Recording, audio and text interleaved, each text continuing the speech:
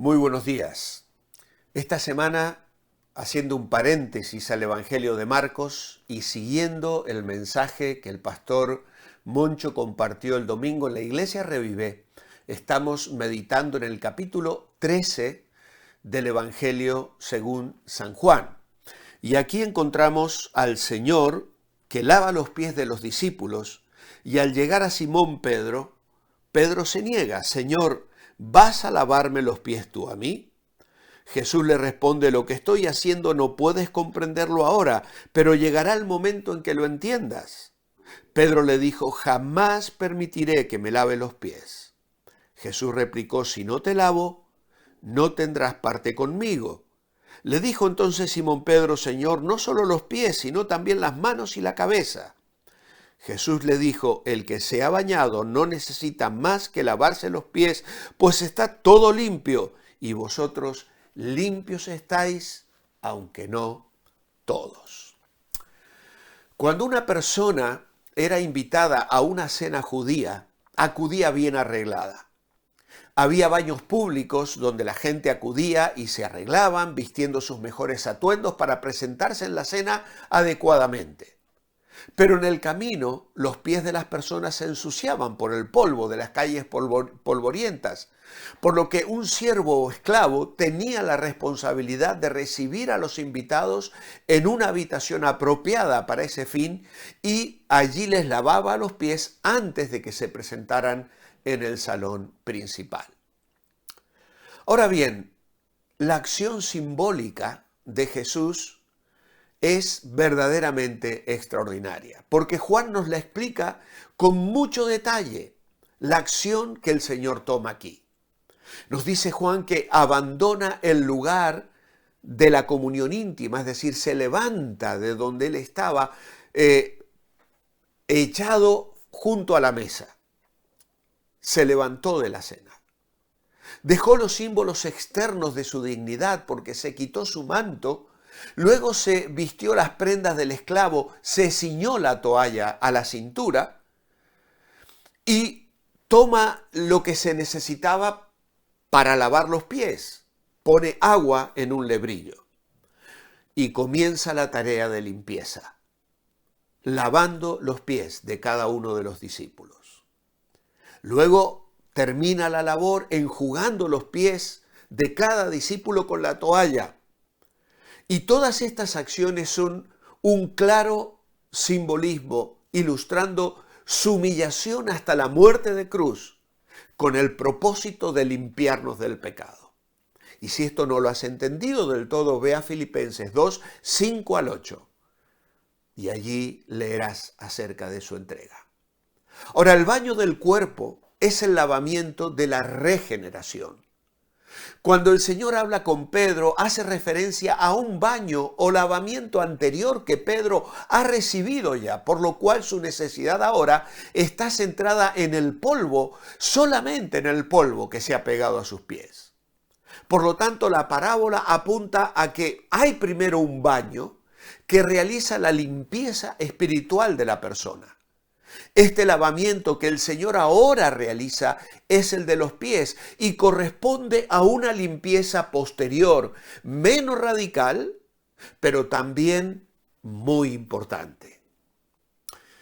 Tenemos que observar con detalle lo que el Nuevo Testamento dice para descubrir el significado de ese baño completo del que Jesús le habla, porque ese baño completo que Jesús le señala a Pedro como ya haberlo experimentado, tiene al menos 3 características.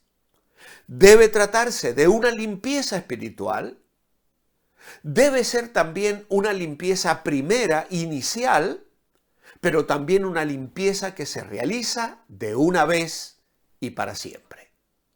Ahora, ese lavamiento es con agua. El que va a ser el Señor de los pies, no es con sangre. En 1 de Juan 1:7 se nos garantiza que la sangre de Cristo nos limpia de todo pecado. Libera nuestra conciencia de la culpa, sabiendo que Dios ya no se acuerda más de nuestras transgresiones. Así lo dice Hebreos 10:17. Esta limpieza es tan completa que nos hace perfectos para siempre.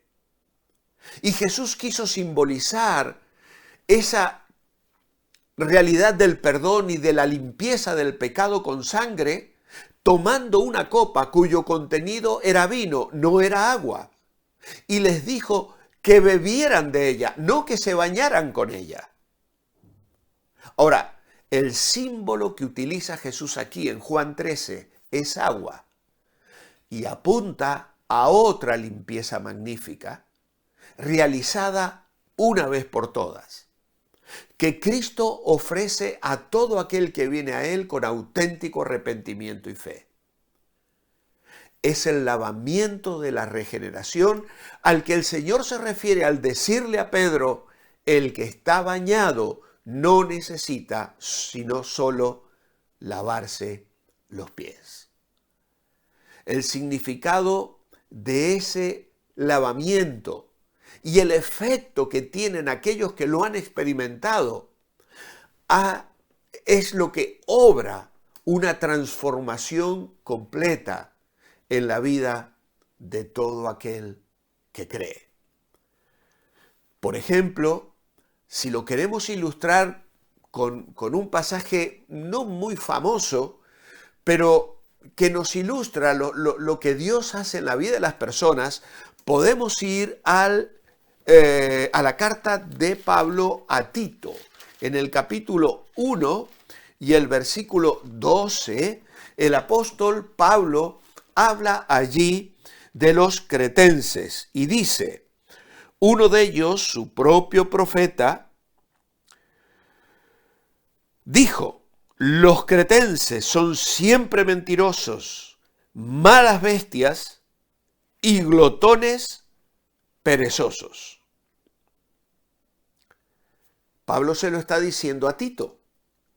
Tito ha sido enviado a esta iglesia para afirmarles en la fe, corregir en Creta lo deficiente y establecer ancianos en cada ciudad.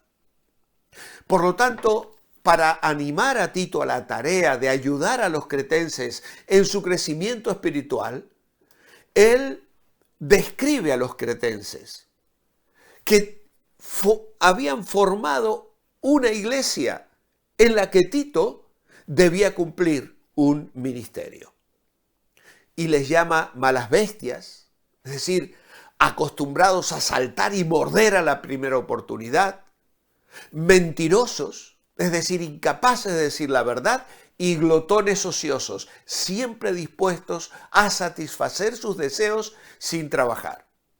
Ahora, esta gente necesitaba el perdón de los pecados que ellos hubiesen cometido, y en el momento de su arrepentimiento y confianza en Jesucristo, la sangre de Cristo sería suficiente para limpiar sus conciencias de toda culpa de pecado. Pero claro, evidentemente, estas personas venían de un estilo de vida muy corrompido y había una necesidad mayor que esa, es decir, perdonar sus pecados sin hacer nada más que pudiese permitirles corregir sus conductas. En realidad sería algo absolutamente desastroso. Sería una caricatura del Evangelio, porque a Dios no solo le interesa quitar la culpa del pecado, también quiere librarnos de su poder y del hábito del pecado. Quiere poner fin a los malos hábitos, las malas costumbres, las cosas erróneas que cometemos, nuestras actitudes, nuestro carácter, nuestro cabreo, nuestras respuestas incorrectas. Quiere hacer un cambio lo más íntimo de nosotros, que es de donde brotan los actos pecaminosos. Y algo así no se logra de la noche a la mañana.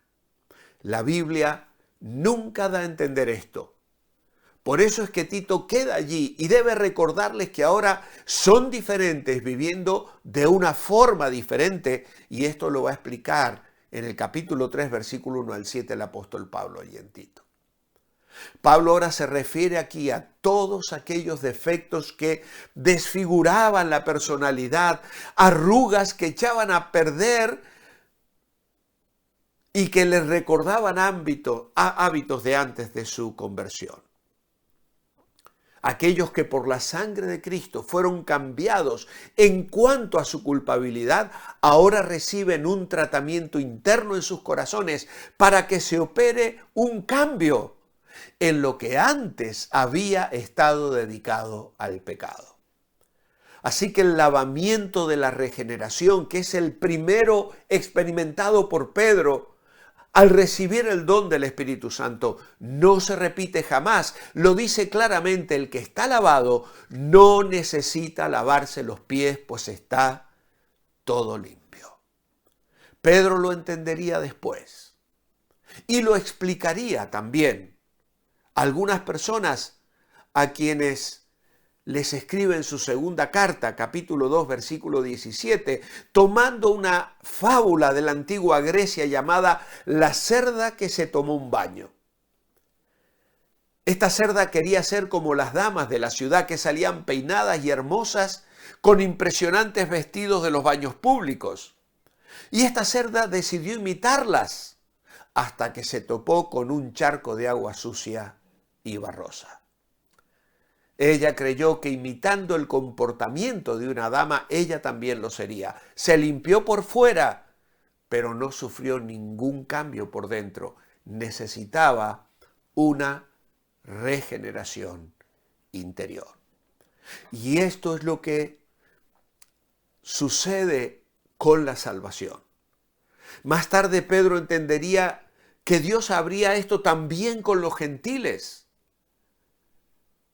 abriendo por la fe el camino para el lavamiento de la regeneración, dirá en el capítulo 15 de Hechos. Incluso en el mismo tabernáculo vemos cómo esta verdad espiritual se ilustraba. El altar de bronce representa el lavado por sangre, la justificación, y más adelante estaba el mar o lavadero representando por el agua en el que los sacerdotes se limpiaban, es decir, experimentaban la santificación. Y de aquí surge una frase que he repetido muchas veces en mi ministerio y en mis devocionales, aunque hace un tiempo que no lo menciona. Y es la siguiente: la fe que justifica es la fe que santifica. Y cuando Jesús le dice a Pedro: el que está lavado no necesita más que lavarse los pies, le está diciendo: Pedro, tú has sido justificado, ahora necesitas ser santificado. Y esta es la experiencia cotidiana de la vida cristiana. La sangre de Cristo nos limpia de todo pecado, pero también nuestros corazones tienen que ser purificados diariamente de mala conciencia. Y Pablo habla allí de que la palabra de Dios es la que nos purifica y la llama el lavamiento del agua por la palabra en Efesios 5:26. Por eso, cada día de la semana tomamos un tiempo para hacer este devocional, meditar en la palabra de Dios y permitir que ella limpie nuestras vidas. Porque el peligro de vivir con los pies sin lavar es un peligro permanente. Jesús le advierte a Pedro y le dice: si no te lavare, no tendrás parte conmigo. Permitamos hoy al Señor lavar nuestros pies y caminemos este día en santidad para su gloria. Amado Dios, gracias por la sangre de Cristo que ha limpiado nuestros pecados. Y gracias por el agua de la palabra, que por el Espíritu Santo se aplica a nuestra mente y corazón, para que en este día, llenos de ti, alentados por tu Espíritu, vivamos y caminemos cada hora, cada minuto, cada segundo en santidad y en comunión contigo. Danos esa experiencia y esa victoria en este día, en tu nombre. Amén. Dios os bendiga. Os espero mañana jueves. Mientras tanto, manteneos bendecibles.